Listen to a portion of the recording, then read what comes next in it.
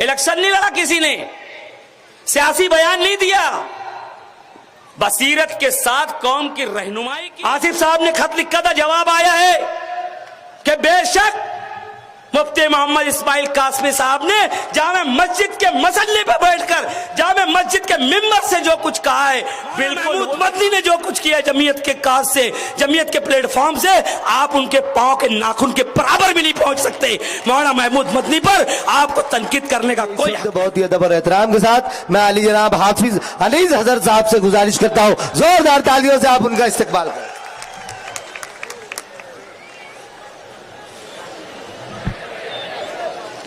अस्सलामु अलैकुम व रहमतुल्लाहि व बरकातहू।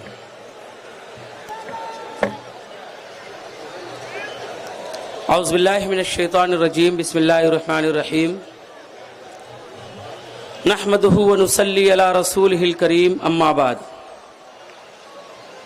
क़ाल अल्लाहु तआला फ़िल क़ुरआनिल मजीद व फ़ुरक़ानिल हमीद, वमा अरसलनाका इल्ला रहमतल लिल आलमीन। व क़ाल तआला वअतसिमू बिहब्लिल्लाहि जमीअन वला तफ़र्रक़ू, सदक़ल्लाहुल अज़ीम। आज के इस यूथ इजलास के सदर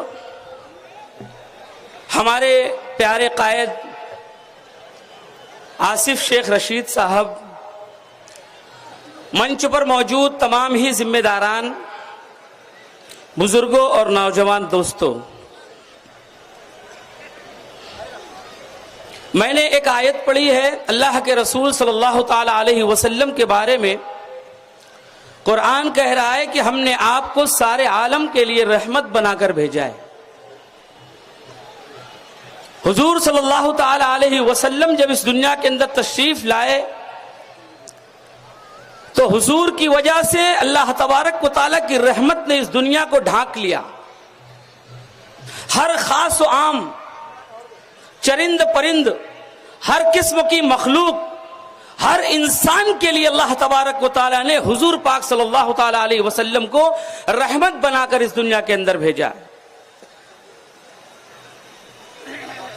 हम देख रहे हैं कि मुसलसल इस मुल्क में आरएसएस, बजरंग दल और फिरका परस्त सरकार की सरजेर सरपरस्ती कोई ना कोई मलऊन उठता है और हमारे नबी की शान में गुस्ताखी करता है। अभी गुज़िश्ता दिनों यति नरसिंहानंद नामी मलऊन ने हुजूर सल्लल्लाहु ताला अलैहि वसल्लम के बारे में ऐसे अल्फाज का इस्तेमाल किया जो मैं यहां पर दोहरा नहीं सकता, हम सुन नहीं सकते। मैं आप लोगों से गुजारिश करूंगा कि उसे वायरल करने से परहेज करें, दिल आजारी होती है उससे। मैं उसकी शदीद अल्फाज में मजम्मत करता हूं उस मलऊन की, अपनी जानिब से और यहां पे मौजूद हर शख्स की जानिब से उस मलऊन की शदीद अल्फाज में मजम्मत करता हूं और हुकूमत से दरखास्त करता हूं कि उसके खिलाफ सख्त से सख्त कार्रवाई की जाए। सुप्रीम कोर्ट के चीफ जस्टिस से मैं गुजारिश करता हूं आज के इस मंच से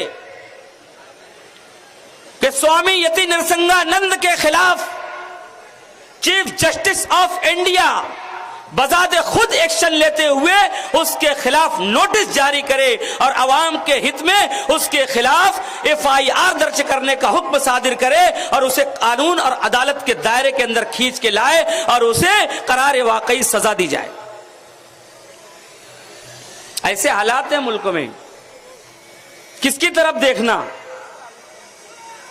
उलमाए किराम हमारी मुसलसल रहनुमाई कर रहे पूरे मुल्क के एतबार से,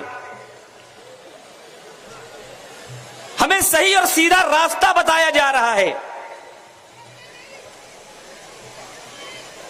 नौजवानों को उलमा किराम संभाल रहे हैं कि नहीं, गलत रास्ते पर नहीं जाना है, तशद्दुद के रास्ते पर नहीं जाना है। आपकी अहमियत है, आप इस्लाम के एक ऐसे ताकत हो ऐसी इस्लाम की जिसकी जरूरत आज अल्लाह के दीन को है। अल्लाह के रसूल की शरीयत को है। आज नौजवानों को उलमाए किराम सजाने और संवारने की कोशिश कर रहे हैं। पूरे मुल्क के मुसलमानों को मुत्तहिद करने की कोशिशें जारी हैं। हमारे तमाम बुजुर्ग उलमाए किराम नौजवानों के साथ साथ पूरे मुल्क के मुसलमानों को मुत्तहिद कर रहे हैं कि नहीं, हम एक अल्लाह, एक रसूल, एक कुरान और एक हदीस के मानने वाले हैं। मुत्तहिद रहो, आपस में तफरकाबाजी मत करो, आपस में लड़ाई मत करो, आपस में दस्त गिरेबा मत हो। मसलक और बिरादरी की खानों में बंटने के बाद तुम इस मुल्क में बेवजन हो जाओगे। ये तमाम चीजें पूरे मुल्क के तौर पर समझाई जा रही है। उसका ही नतीजा था कि बीजेपी बॉर्डर पे आई, बिल्कुल बॉर्डर पे 400 पार वाले 200 के 250 के अंदर आ गए। 304 सीट रखने वाले 220 पर सिमट गए। ये हमारे मुल्क में उलमाए किराम ने मुसलमानों को मुत्तहिद किया था। इलेक्शन नहीं लड़ा किसी ने, सियासी बयान नहीं दिया, बसीरत के साथ कौम की रहनुमाई की और कौम को तफरकाबाजी से बचाकर इस सियासी नतीजे को लाने में उलमाए किराम और हमारे कायदीन कामयाब हो गए। मुसलमानों ने बात सुना उनकी, आप लोगों ने सुना, हमने सुना। शहर के लोगों ने ठान लिया कि फिरका परस्तों को घर भेजना है। किसी लीडर को बोलने की जरूरत बाद में पड़ी। पहले हर आदमी अपने बच्चों की वोट देकर 2 लाख वोट देकर पूरे मुल्क में मालेगांव का नाम रोशन कर दिया, घर भेज दिया। यह है इत्तेहाद की ताकत, यह तफरकाबाजी से हटकर करने और किया जाने वाला काम, जिसका नतीजा ऐसा जाहिर हुआ कि जो सीट नहीं आने वाली थी मालेगांव की, वो सीट चुनकर आई और फिरका परस्तों के दांत खट्टे हो गए। आप लोग नौजवान और नौजवानों को हमने यहां पर इकट्ठा किया है। अल्लाह के रसूल सल्लल्लाहु अलैहि वसल्लम की सीरत में, अल्लाह के रसूल के उसवे में आप लोगों की एक अहमियत है। आप मालेगांव के नौजवान हो, मैं आपसे हाथ जोड़ के दरखास्त करूंगा कि कभी गलत रास्ते पर मत जाना। सियासी क़यादत मजहब के नाम पर आपको जज्बात में और जोश में लाने की कोशिश करेगी, कभी गलत रास्ते पर मत जाना, कभी नशे के रास्ते पर मत जाना, कभी शराब के रास्ते पे मत जाना दोस्तों, कभी कुत्ता गोली के रास्ते पे मत जाना। मैं आपसे हाथ जोड़ता हूं, जिस बाप का बेटा कुत्ता गोली का रसिया हो जाता है, उस बाप की आंखें वीरान हो जाती हैं, उस बाप की आंखों में आंसू खत्म हो जाते हैं। आप अपने मां बाप का आखिरी सहारा हो, अल्लाह और रसूल के बाद आप अपने मां बाप की उम्मीद हो। इसलिए मैं नौजवानों से हाथ जोड़ के गुजारिश करूंगा कि कभी गलत रास्ते पर मत जाना। हमारा कायद, हमारा लीडर, उसने कभी हमारे जज्बात का इस्तेमाल नहीं किया, कभी आपको गलत रास्ता नहीं दिखाया हमारे लीडर ने और हमारे कायद ने। अल्लाह के रसूल सल्लल्लाहु ताला अलैहि वसल्लम ने नौजवानों की अहमियत क्या थी ये बताते हुए कहा कि मदीना में आग लगी है, कौन नौजवान है जो मदीना की आग को मदीना के बाहर तक हाँक कर आएगा। तमीम दारी रज़ी अल्लाह ताला खड़े हुए, अल्लाह के रसूल मैं जाऊंगा। जाओ, बोले मदीना में आग लगी है, इस आग को बाहर हाँक के आओ। क्या कर अल्लाह के रसूल ने? पानी डाल के बुझाओ नहीं, इसको हाँक दो। है तमीम दारी रज़ी अल्लाह ताला निकले, आग को इस तरीके से पीछे ढकेला और इस तरीके से अकेले मदीना के बाहर तक उस आग को करके आ गए तमीम दारी रज़ी अल्लाह ताला। ये नौजवान की ताकत अल्लाह के रसूल सल्लल्लाहु अलैहि वसल्लम। रुस्तम के दरबार में कौन मेरा खत लेकर जाएगा? रबी इब्न आमिर रज़ी अल्लाह ताला खड़े हुए, अल्लाह के रसूल मैं जाऊंगा, मुझे तेरे जैसे नौजवान की जरूरत थी, आ जा, ये खत ले, रुस्तम के दरबार में जा और जाके उसको मेरा पैगाम सुना के आ। रुस्तम के दरबार में गए, नंगी तलवारें हजारों की तादाद में साया किए हुए हैं, उसके नीचे सीना तान के गुजरे, अपना फटा पुराना कपड़ा पहने हुए, अपनी टूटी तलवार हाथ में लेकर रुस्तम के तख्त पर जाके, तख्त के बाजू में जाके बैठ गए। कहा मेरे रसूल ने ये खत दिया है, पकड़ा, क्या चाहते हो? हजरत रबीआ इब्ने आमिर रज़ी अल्लाह ने रुस्तम ने पूछा कि तुम क्या चाहते हो? हजरत रबीआ इब्ने आमिर रज़ी अल्लाह ने दरबार भरा है, कहा हम तुमको मखलूक की गुलामी से निकालकर खालिक की गुलामी में देना चाहते हैं। तो क्या कहता है रुस्तम, अगर हम नहीं मानते तो? अपनी टूटी तलवार उठाई, बोले फिर मैदान में आ जाना, तुम्हारा और हमारा मुकाबला ये तलवार कर देगी, ये नौजवान की ताकत है। क्या कहा? उसके दरबार में है, उसकी फौज में है, उसके तलवार की नंगी तलवारों के साए में अपनी टूटी तलवार उठा के कहते कि रुस्तम फिर मैदान में आना, फिर तलवार हमारा मुकाबला करेगी। सलमा कस्साब के पास अल्लाह के रसूल सल्लल्लाहु अलैहि वसल्लम ने खत भेजा, एक नौजवान सहाबी गए और जाने के बाद उस खत उसके हाथ में दिया, अल्लाह के मेरे रसूल सल्लल्लाहु अलैहि वसल्लम ने दिया, ले पकड़। और उसके बाद उससे कलाम किया। उसके सहाबी के पीछे नंगी तलवार लेकर फौज खड़ी हुई है। उस बादशाह ने कहा कि तुम्हारे पीछे देखो कैसी नंगी तलवार लेकर मेरी फौज खड़ी हुई है।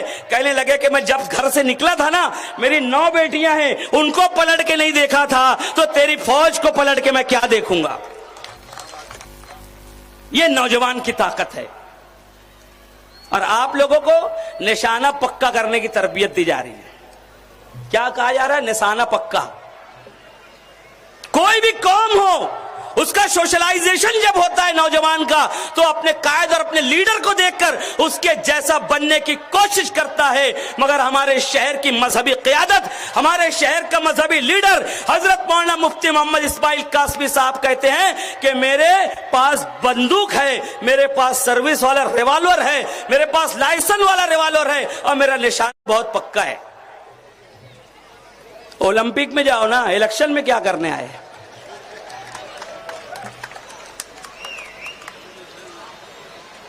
ये आप लोगों को मैं बता दूं कि अगर हमारे पास असलहा है तो अखलाकी जिम्मेदारी हमारी ये है कि हम उस असलहे का किसी को धमकी ना सकते। आप इस तरीके से धमकी नहीं दे सकते। सैयद मुस्लिम ने कहा ना कि बहुत दूर की बात है, मुस्लिम भैया वो कान के पास से भी गोली नहीं जाएंगी, 10-20 फुट दूर से जाएंगी। निशाना उसाना पक्का नहीं है, ये वाला पक्का नहीं है, दूसरा निशाना पक्का है। हाँ, वो कौन सा निशाना पक्का है? उसके मास्टर और पीएचडी हमारे हलीम भाई है। हलीम सिद्दीकी साहब से पौना घंटे का लेक्चर सुनना, वो बताएंगे वो निशाने के बारे में। बहुत अच्छे लेक्चरार है उस मामले में। तो ये हालात है इस शहर के अंदर। बिरादरीवाद में हम लोगों को बांटने की कोशिश की जा रही है। मसलक के नाम पर हम लोगों को अलहदा करने की कोशिश की जा रही है। उनकी तकरीर जब मैंने किले की सुना तो पूरी जहरीली तकरीर में वो पूरे शहर के अंदर नफरत की आग भड़काना चाहते हैं, लोगों को, मुसलमानों को एक दूसरे से लड़ाना चाहते हैं, जिसके बारे में हमारे नबी ने कहा है कि अल मुस्लिम अखुल मुस्लिम, एक मुसलमान दूसरे मुसलमान का भाई है। अल मुस्लिम मिरअतुल मुस्लिम, एक मुसलमान दूसरे मुसलमान का आईना है। अन्नासु काशनानिल मिष्टी, तमाम लोग कंगी के दाने के बराबर हैं। कोई भी दाना टूट जाएगा, कंगी बदनुमा हो जाएगी। ये हमारे नबी का कौल है। और ये कहते हैं कि वो लोग ऐसे हैं और वैसे हैं, नफरत के साथ हमारे लीडर का नाम लेके कहते हैं ताकि उनके मानने वाले हमसे नफरत करें। नफरत की बुनियाद पर लोग उनसे मोहब्बत करके ओढ़ देंगे। इंतहाई जहरीले अंदाज में पूरे शहर को बांटने की कोशिश कर रहे हैं। अंसारी ओढ़ मेरी है, फलानी ओढ़ इसकी है, ये सब बोलने का अधिकार मुफ्ती साहब आपको किसी हिंदुस्तानी कानून, हिंदुस्तानी आईन ने नहीं दिया है। इस शहर का हर बासिंदा आजाद है, वो जिसे चाहेगा उसको ओढ़ देगा। कोई ओढ़ किसी की जागीर नहीं है, आप ये बात याद रखना। हिंदुस्तानी आईन ने हमें हक दिया है कि जब ओढ़ देने के लिए हम जाएंगे तो वहां हम तन्हा रहेंगे, हमारा खुदा रहेगा और वहां पर हम ओढ़ के नाम पर शहादत देंगे कि अल्लाह ये कायद है जो मुखलिसाना तौर पे काम कर सकता है। आप चुन के आए और उसके बाद लॉकडाउन ने आपकी कलई खोल दी। लॉकडाउन का सूरज तुलू हुआ तो हमारे एमएलए साहब मोम के सिपाही साबित हुए, घुल गए, वहीं पर खत्म हो गए। कुछ नहीं किया उन्होंने। लॉकडाउन में क्वारंटाइन हो गए। हजारों बातें, लाखों बातें, सैकड़ों मिसालें ऐसी बन गई कि कोई भी इंसान वक्त पड़ने पर, तोता भी तो देर से आंखें फेरता है, हमारे लीडर ने उससे भी कम वक्त में शहर की तरफ से आंखें फेर ली थी।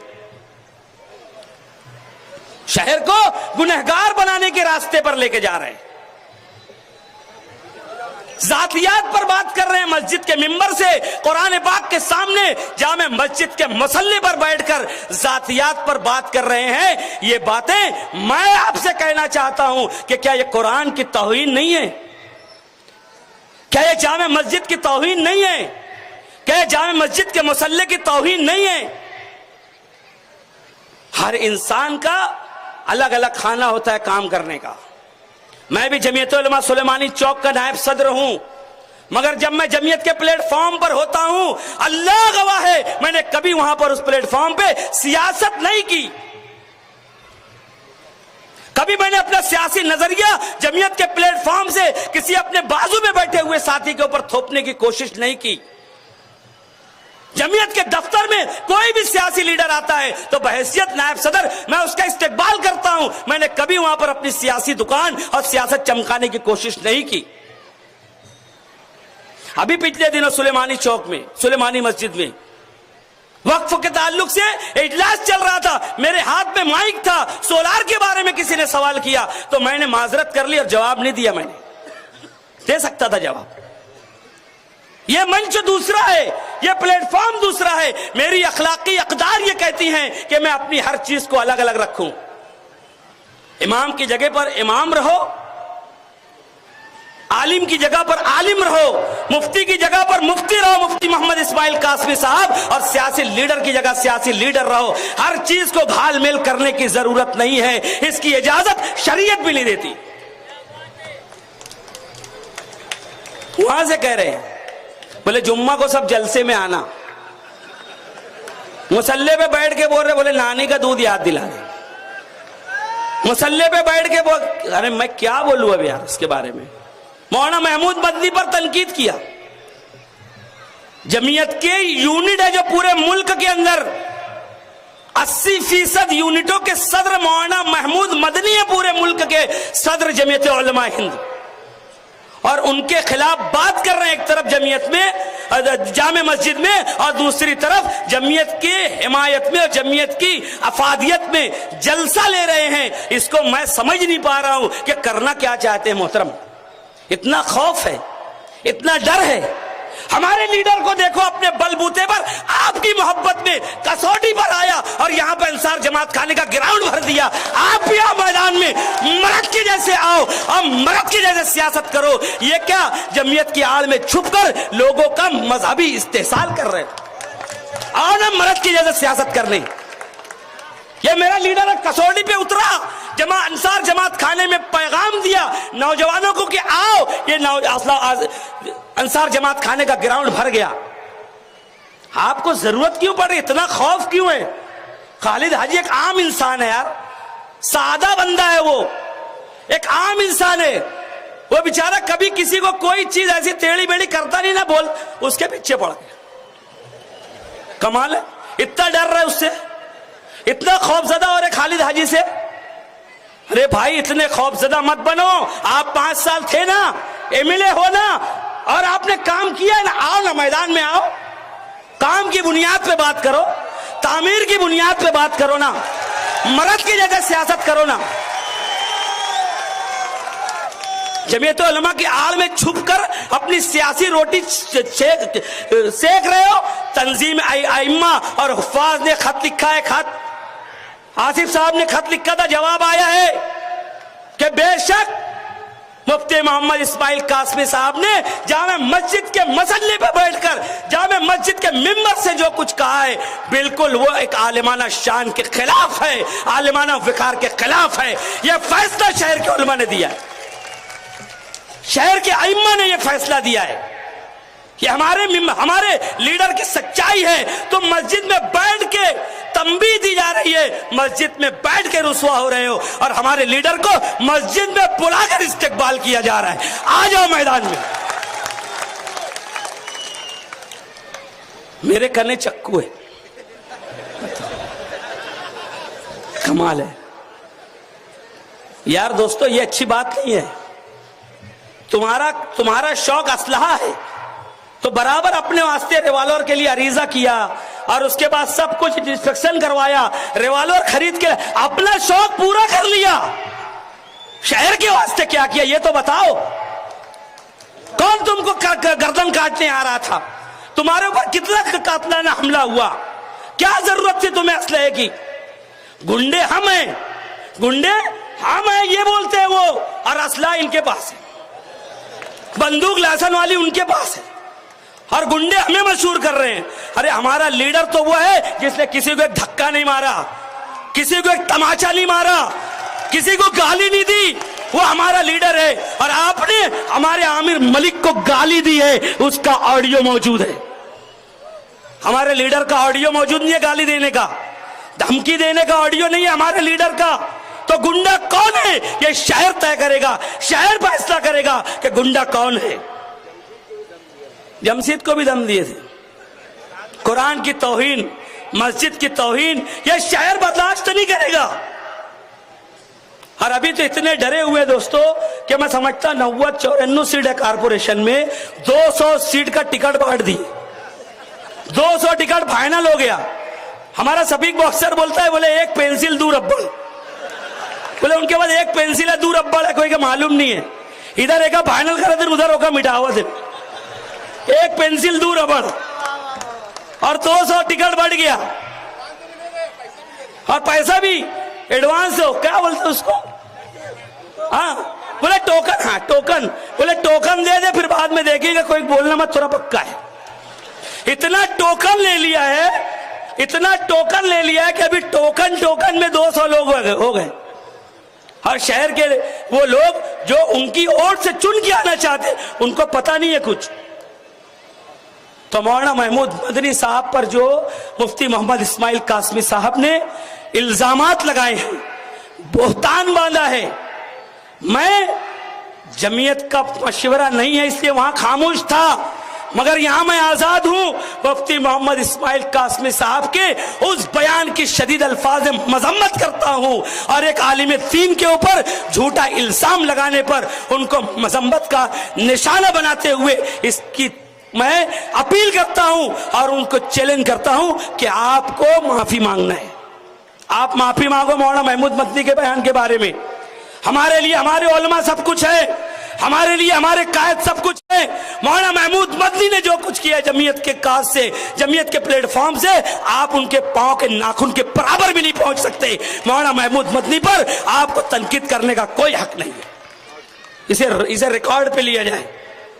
तो दोस्तों और साथियों, हमारे कायद ने आज साबित कर दिया, जहां तक मेरी नजर जा रही है वहां तक नौजवान आसिफ शेख की मोहब्बत में तशरीफ लाए हैं। जैसे रिजवान ने कहा था, मैं भी कहता हूं आसिफ साहब के लिए हाथ उठाए और ऐलान करें कि हम आसिफ साहब के साथ हैं, और आसिफ साहब को चुन के लाएंगे, आसिफ साहब को कायद बनाएंगे, आसिफ साहब को एमएलए बनाएंगे, और मजहबी क़यादत को घर का रास्ता बताएंगे।